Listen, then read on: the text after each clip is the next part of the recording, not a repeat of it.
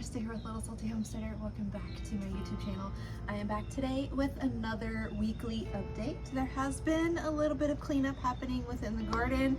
Things are growing. Let's go see what's going on. All right, we are going to start over here in the tomato patch as we usually do. So a couple of things that have changed since the last weekly update is I got the shade cloth put over this part of the garden, and I ripped out a lot of tomato plants. Well, I cut them down, I didn't rip them out. So all of the tomatoes are now cut out of this bed. We're going to start getting this one ready for fall. Different brassicas and root vegetables and stuff will need to be planted within all of these spaces over the next few months. So this one will be the one that gets amended first and prepped and all of that and ready for new crops. So no tomatoes are left. You can see that there's still calendula and basil and the oregano at the ends here, and then of course the hot peppers, but other than that, you know, nothing else really going on in this bed. The peppers though, they are really putting out a lot of peppers, obviously. It'd be really weird if they were putting out squash, right? So this habanero I've harvested several off of. You can see there's some that are getting ripe here, and it just rained a little while ago, so everything is pretty wet. So I won't be harvesting those today because I don't want them to be kind of watered down with their flavor. This Carolina Reaper plant, you can see that it is just bonkers with the amount of peppers that are growing on it, and I have broken some branches trying to walk by here because it's a little bit tricky to get through. But you can see a ton of Carolina Reapers here.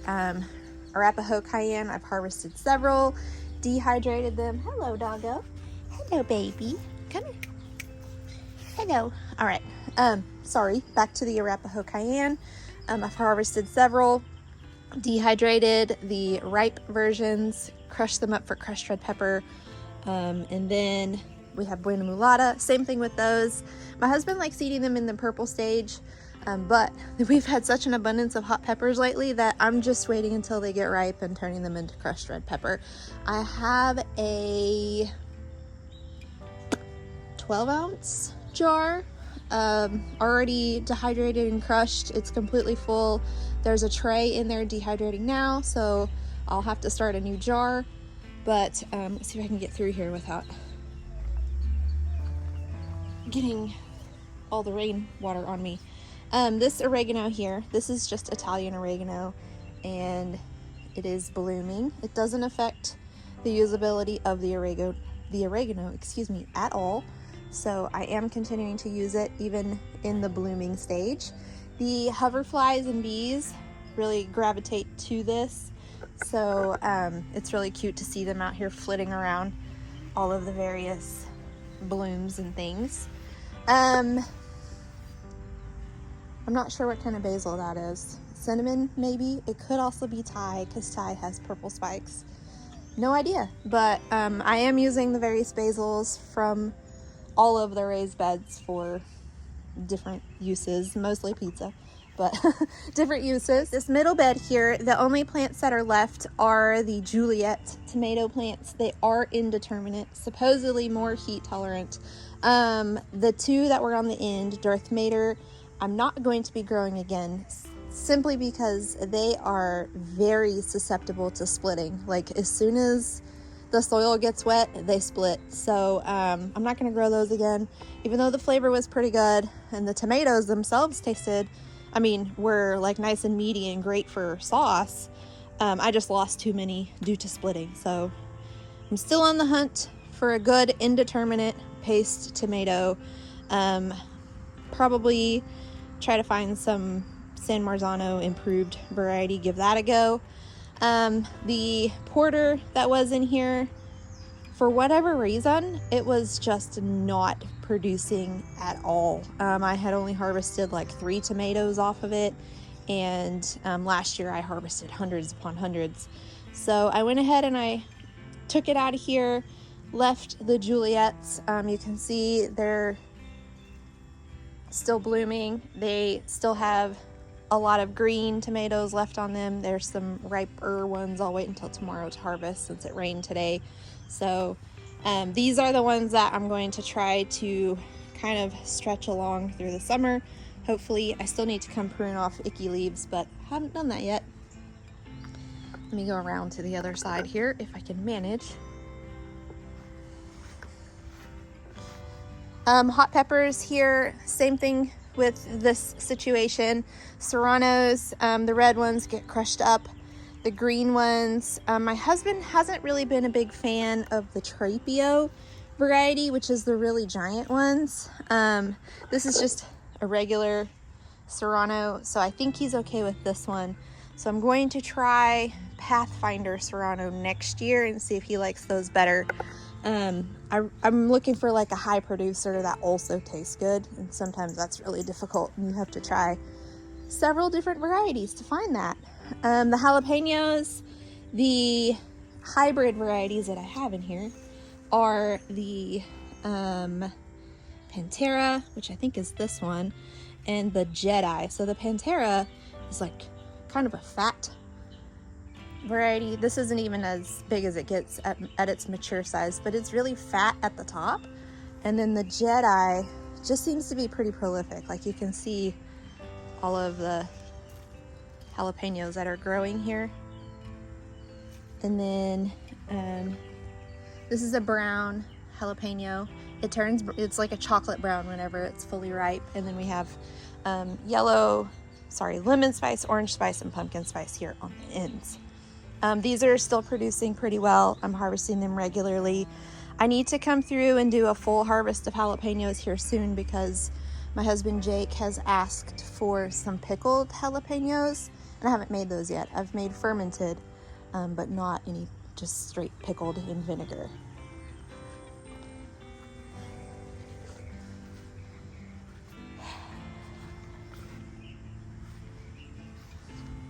All right, on to the very front bed within the tomato patch. I have not removed any of the cherry tomatoes. However, I think once I do start pulling plants out of this one, the one that I'm gonna start with is going to be the cream of the crop Sunset Torch. It is no longer producing, and whenever I was running some of the trellis through, I accidentally snapped part of the plant off. So I think that that's why it's not producing anymore, because it doesn't have like the new growth to contribute to that.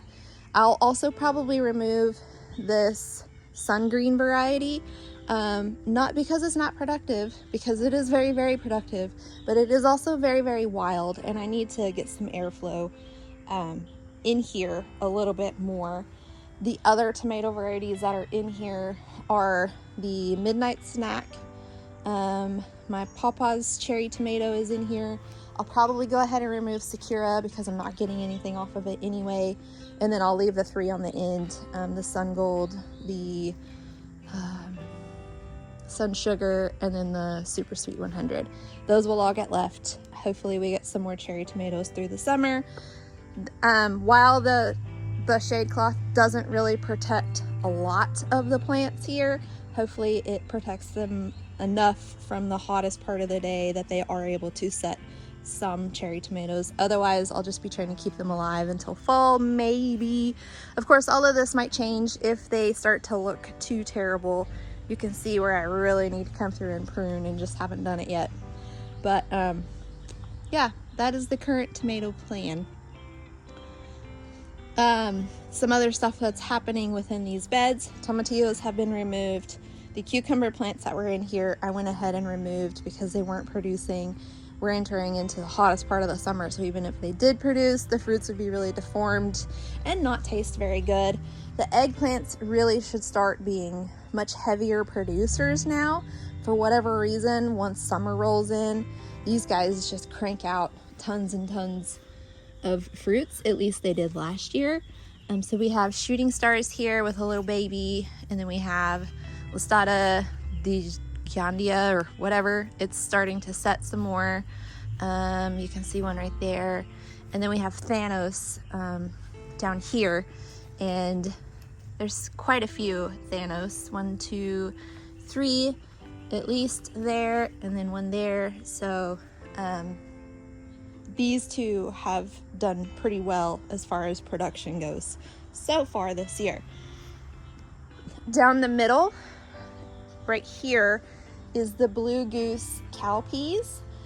These were planted about a week before the other ones were planted. I have the dates inside and I can't remember off the top of my head. But pretty soon they will probably start blooming, and then we'll get some cowpeas setting and growing. So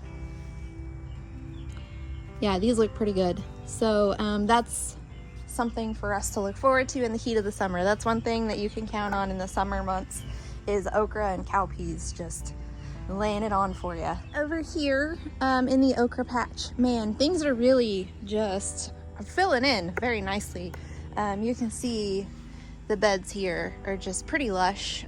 We've had quite a bit of rain, surprisingly, in the last week or so. Some of it was surprise rain, some of it was, forecasted rain, but that's really helped the temperature stay much cooler, and it's also helped these plants just put on a ton of growth. I am harvesting 2 or 3 okra pods per day now, so that's really exciting. They're starting to put on some good height. We have some tree star situations happening with the okra. So other notable things is squash. This is the green zebra zucchini. They're putting out a ton of blooms every single day. It looks like I have some sort of caterpillar situation happening, because that is caterpillar poop right there. I'm not too worried about it. These are so leafy and lush that, one caterpillar isn't going to wipe out the entire plant. Some other stuff that's happening. Look at this cardinal basil. Isn't that beautiful? And then, let's see if I can. It's really wet and kind of gross out here, so I apologize. Bell pepper, kind of growing right along. This basil is kind of huge. I need to come prune it back, I think. Bell peppers are doing pretty good. Could probably use some fertilizer. Same thing with the ancho poblanos. The whole bed could probably just use a round of fertilizer, even with all the rain and stuff. It's good to make sure that the soil still has enough nutrients. But you can see all the poblanos here. These two, I did cut off some damaged parts this morning before the rain, so hopefully they start looking a little bit better, because they were looking a little bit sad before I pruned off icky parts. This squash, this is the camo squash. It's planted there, and you can see where vine borers really have done some damage, but it hasn't really slowed down the plant growth at all, because it's winding through there, up the trellis, across the trellis there, and we have our first camo squash growing right here. So really cool.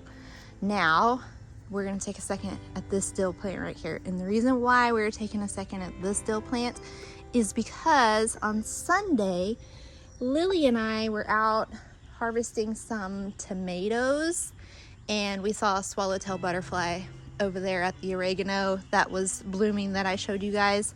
And so we were kind of watching it, and it flitted all through the garden, hitting various flowers, marigolds and stuff. And then it stopped over here, and it laid several eggs, and they hatched. That right there, if you can see that, I'm gonna try to zoom in without, well, right there.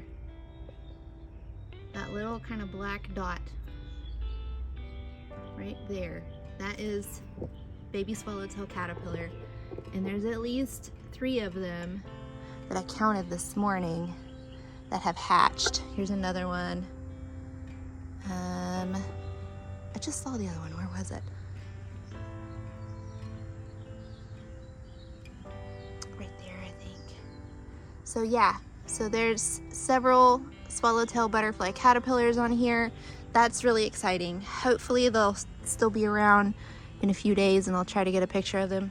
There's 2 there. So anyway, yes, very excited about that.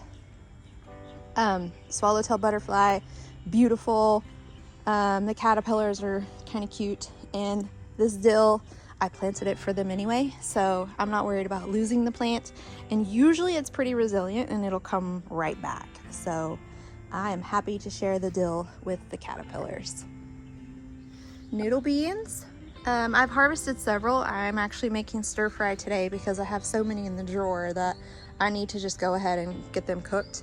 But you can see they're still growing. I need to come back out here with a ladder and run that around, but it's really cool. They don't seem to be, they don't seem to be bothered by heat at all. They seem to be pretty resilient to whatever weather conditions are happening, other than probably cold temperatures. And the flowers are kind of like a lavender color. Whenever they first open up, you can see there. And they seem to be pretty prolific because, like I said, I've harvested several. There's several more growing. So these are the Thai version, and then on the other side I have a Chinese red that is starting to put on some length. So hopefully pretty soon these will start growing some beans as well. Sunflowers. So I cut down all of the spent ones that there were the other day. I got new seeds planted in here. I don't think any of them have, there we go, there's one. So up here I planted Darjeeling, and then back there I planted chocolate cherry sunflowers. So we will see if those come to fruition. I think they'll look really cool as kind of like a fallish flower with those two color combinations. We have this evening sun, I think. Different variations of the evening sun sunflower. And then the last of the marls mix from Sunflower Steve is blooming right now, and they're so beautiful. Let's see if I can get this side for you too. There you go. Here's one with a bit more yellow. This is the same plant. This is a branching variety. So you can see on this left side it's more yellow, and then this one is like more red. So a lot of variation within the same plant, you can see here. Right, this raised bed has a very similar lush look to that raised bed. It does have different varieties planted within it except for the squash. Those are the exact same.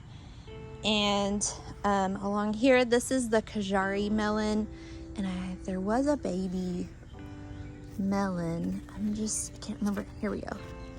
Here's the baby melon here, baby Kajari. Not sure yet if it is pollinated, but I did try to manually pollinate it, so we will see if it grows. This is the Chinese red noodle bean. You can see where it is putting on the new growth here. Whenever I tried to kind of train it to the trellis before, I accidentally snapped the stem, so I'm just going to let this get a little bit longer before I try to run it up this, so that I don't break it again, because I would like to get some of the red noodle beans off of here. You can see it is one of the red varieties of okra. I'm not sure which one. It's on my map inside. That one will probably be ready tomorrow to harvest. And then we have Camo Camo is winding its way literally all the way through. Like, one of the vines is going around like this and then back down. So it's taking up a lot of space within this bed. Shishito pepper, I harvested several the other day. I'm gonna throw them into the stir fry today. Chocolate cherry candy cane peppers here. There's quite a few. These plants are pretty prolific. So as they start to ripen, then I will get them harvested. I have been using them as paprika. I dehydrate them, grind them up, and that is how I'm using them so far this year. It's working pretty well, but we don't eat a lot of like fresh sweet peppers, but you could probably use, like, you could probably eat them with like hummus or ranch dip, or however you like with your veggie trays and stuff if you did that. Those would probably work really well for that.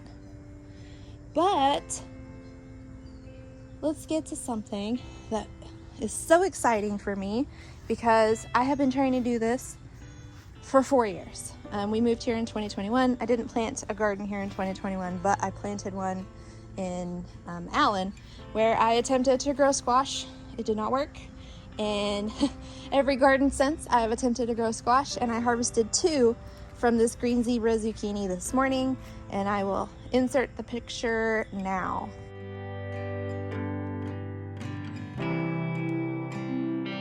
Now, full disclosure, I did have to manually pollinate them, but clearly they were successful. So this is a male flower. I don't have an open female flower, but you can tell that it's a female before it opens, because it has like what looks like a baby zucchini or fruit at the bottom of it. This one will be a male because there's no, baby looking squash on it. And if you don't have a high pollinator count flitting around these, then you would take the male part and insert it into the female part and, help your squash procreate. So yes, I harvested 2 green zebra zucchini this morning. They're in the refrigerator. So exciting. They were 4 years in the making, so I'm absolutely thrilled. I'm thinking that might be the variety that I have to grow now each year, because it has been pretty resilient to squash bugs and squash vine borers. I haven't actually seen squash bugs on this because of these white icicle radishes, but there were on the other one at the other end. The camo also seems to be pretty resilient, so as I harvest more of those squash, I'll decide if the flavor warrants them taking up this much space in my garden. You can see another one here that will require a male flower in here. They're just kind of they're all over the place. In these 2 beds, this bed I have the pink eye purple whole cowpeas. That's what these plants are. Again, they're a week behind the blue goose over there in the tomato patch. So in the next few weeks, we should start to see blooms, and then cowpeas setting fruit over here. So pink eye purple whole, okra bloom. And then in this one is the phenomenal. That is a variety from Burpee, and the peas actually do look like the black and white spotted cows. So it's a cowpea, LOL. So yes, a few weeks and we should hopefully see blooms from those, and then cowpeas, and I will have my New Year's traditional black-eyed peas that I grew myself. So the borage monster from last week, I had to come weed eat because it was wild over here. So whenever I was trying to move this, some of the branches broke off. So I went ahead and broke off a few more so that it's smaller now, but it's more focused growth just right here instead of being that gigantic plant that it was. And then this one still just has the one stem because last week I broke the other one right in front of you guys. And it's kind of flopped over because it's been windy and rainy and such. So I'll just kind of put it there for some support. But I love the little blue flowers on these. They're so pretty. Over here, I planted 12 different varieties of sunflowers last Friday. Today is Thursday, so 6 days ago. And you can see a good 8 or 9, maybe 7 varieties of sunflowers have germinated. There were also a ton of mushrooms in here yesterday. I don't know if I got a picture of them or not. There's everything from sunspot dwarf to tall yellow to even some mammoth sunflowers in here. There's chocolate cherry, Darjeeling, Florenza, Italian white, lemon queen. Maybe that's all of them. I have that written down too. I kind of have it mapped out. 1, 2, 3. So there's 12 different varieties in here. I wanted a ton of different colors and sizes and heights and things in here so that when they do grow and bloom, it'll be a really spectacular visual show.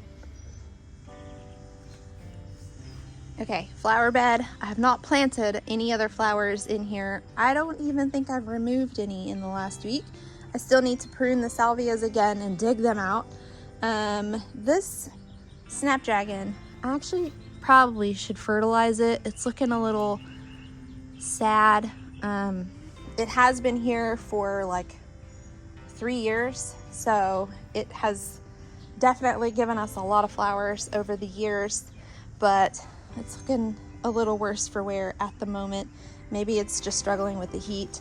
I'll get it fertilized and see if I can maybe stretch its life out a little bit. Moving on down, we have some more snapdragons fizzling out. That's perfectly fine. Most varieties, not this night and day, but most other varieties are an annual that aren't typically super heat tolerant. They're typically a spring blooming flower here. So this is normal behavior for them. This is something that I just have to replant every year.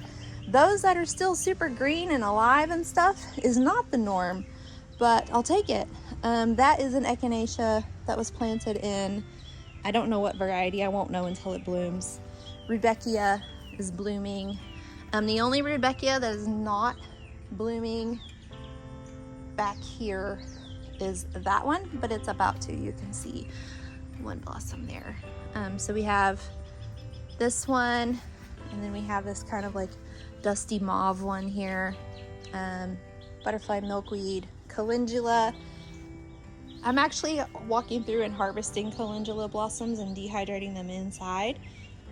I'm going to be creating like an olive oil. I can't remember what the word is off the top of my head, but I'm going to soak all those dehydrated blossoms in olive oil and basically create like an eczema oil. We have more milkweed here. This is feverfew that came back on its own. There's also one right there with the calendula. And this is a Persian carpet zinnia. There is a small snapdragon blooming there. That one just finished blooming. Another snapdragon fizzling out. Rudbeckia, and then one more Rudbeckia there. This is also milkweed.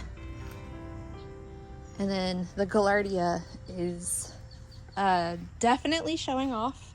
It's just blooming everywhere and kind of growing wild. That's totally okay. More salvia that I need to cut back. But, I guess it was in May whenever I started the 2 trays of flowers back there that we'll get to here in just a few minutes, with the idea of getting a lot more zinnias in here. That's obviously not going to work because whenever I went out of town, most of the zinnias died because they didn't have enough water. Go figure, you're not here to water it, plants die. So there are some cosmos that are going to be coming in here, but for the most part, this is just going to be what the flower garden looks like for summer. The petunias will come out. They'll eventually just fizzle out because of the heat. They don't like heat at all. And I'm okay with that. I'm okay with having less things to maintain for now. There's a lot of vegetables that are going to be going on with the fall and winter garden planting. So the flower garden this year will just kind of fall to the wayside, and that's okay. Spiderweb, sorry spiderweb, sorry spiders. Ginger, still doing really well. I think that with the shade cloth here, that will actually help this ginger do a little better, because you can see it was starting to get a little bit of heat damage, and I don't want that.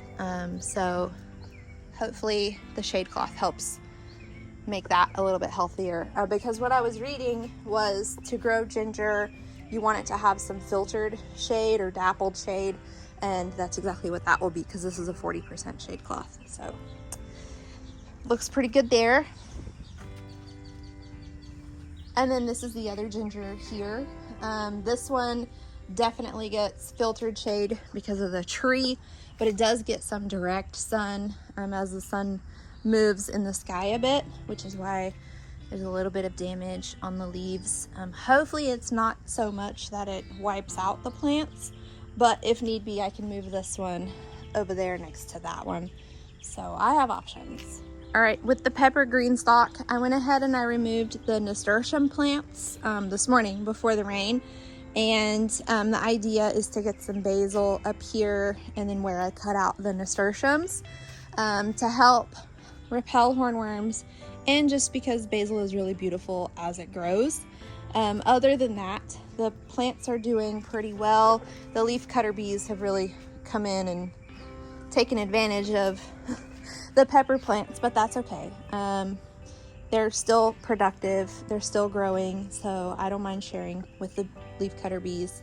The eggplants, so that was an experiment this year. I wanted to see if you could grow eggplant in a green stalk, and you can, but it's not like, I think they require more space than they're getting. Obviously they need more fertilizer than they're getting. That is a Christi error, not a green stalk error. So I think if I came out here and gave them some good fertilizer, they would probably do a little bit better. You can see this one's really struggling. I think this one gets just beat up by the sun a lot.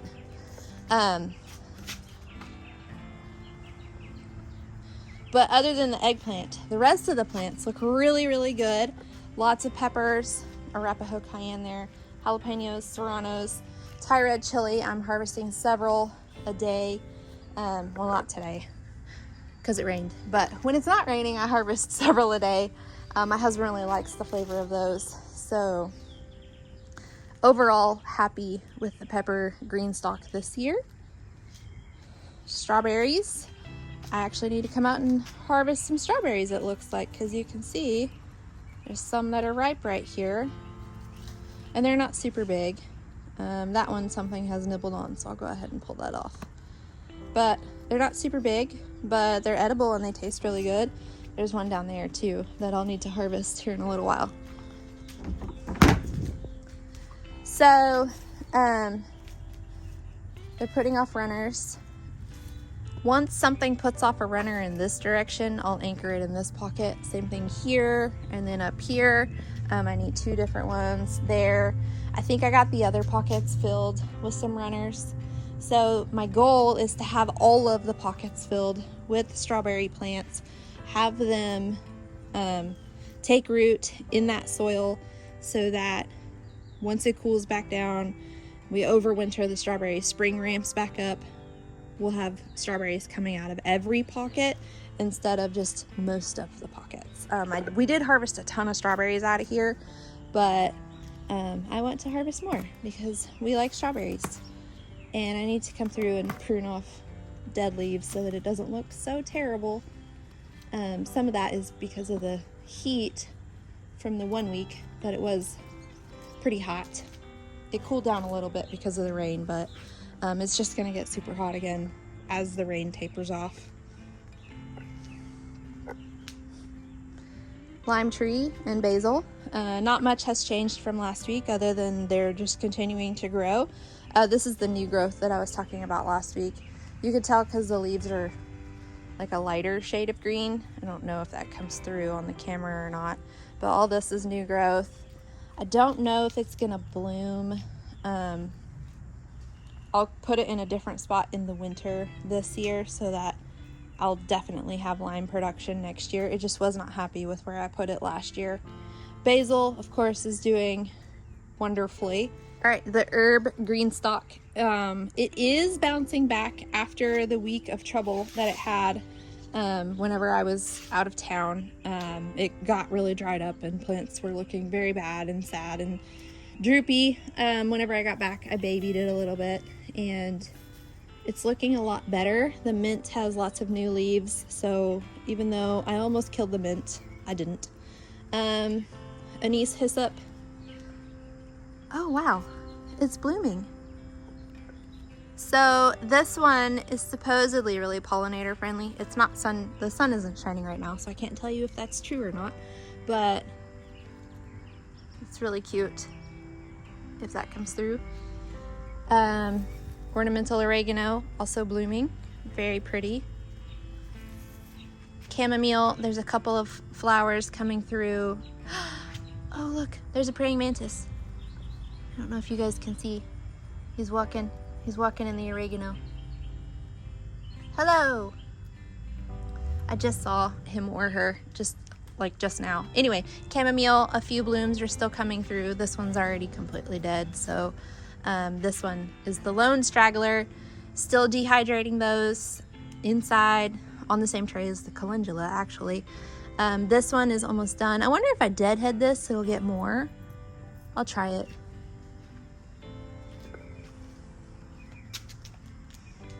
Spider web. Yeah, I'll try deadheading this to see if I can get like another flush of blooms, because they were really cute whenever it was blooming. Marshmallow. This one looks like it's going to be blooming soon, so that will be really cute. Tarragon, rue. The rue I planted for swallowtail. Obviously they found the dill, which is perfectly fine. Then we also have regular hyssop, so hopefully that blooms soon. Supposedly this makes really delicious tea, so we will see. Thyme, of course, is also going to survive the apocalypse. This was the marshmallow that almost died, but it's putting out new leaves, so it's just ugly. So I'll probably prune it back to like here and see if I can kind of salvage that, cut off all these icky leaves and stuff. Hopefully that helps it look a little better, then it can redirect its energy into the new growth. A couple of updates for over here. So this is what I was talking about with the stuff that I started in May. Most of the zinnias died. There's 4 plants maybe that pulled through. This one's about to bloom. I need to get them transplanted into the garden. What I think I'm going to do with 2 of them is put them in those raised beds where I had the white petunias, just so we have some like bright, happy summer color in there. And then the cosmos will go into the flower bed. These sunflowers, I don't know. I may try to go ahead and transplant, but they look very terrible, so I don't know if they'll actually do anything. Cosmos will be fine. These zinnias will transplant fine, but don't think those will pull through the transplant process. So we'll see. Over here, yesterday I got several seeds started. Move that garlic. I got Tulsi basil and then the red Reuben basil started for the green stalk over there. Then I got several varieties of celosia started, 2 varieties of coleus started, and then Persian carpet zinnia. These will hopefully be able to be transplanted all throughout the garden, anywhere from vegetable to flower to front flower bed. The coleus, the idea is hopefully both the front and back flower beds. Same thing with the celosia. So even though those zinnias aren't going to be providing a whole lot of anything, hopefully these will. I don't have any more travel plans, any more like scout camp volunteer things happening. So hopefully I can keep up with these seedlings a lot better than I kept up with those. Yeah. Summer happened. That's my excuse. Summer happened. But that is a look at the garden on July 3rd, 2025. I'm honestly surprised at the current temperatures and how good a lot of the stuff looks. Not the tomatoes, they look terrible. Given that it is now July, I think that these 2 beds definitely have a lot of heat tolerant things in them, so they'll just continue to thrive, while those might possibly struggle more. I think once I clean up the tomatoes, they'll look a little less terrible. But overall, really happy with what the garden is looking like at this point in the growing season. But that is all I have for you for this week's weekly update. If you would like to see how the garden continues to grow and change from week to week, please like, subscribe, and comment on this video. Otherwise, until next time, go find a way to get those garden manicures. Bye!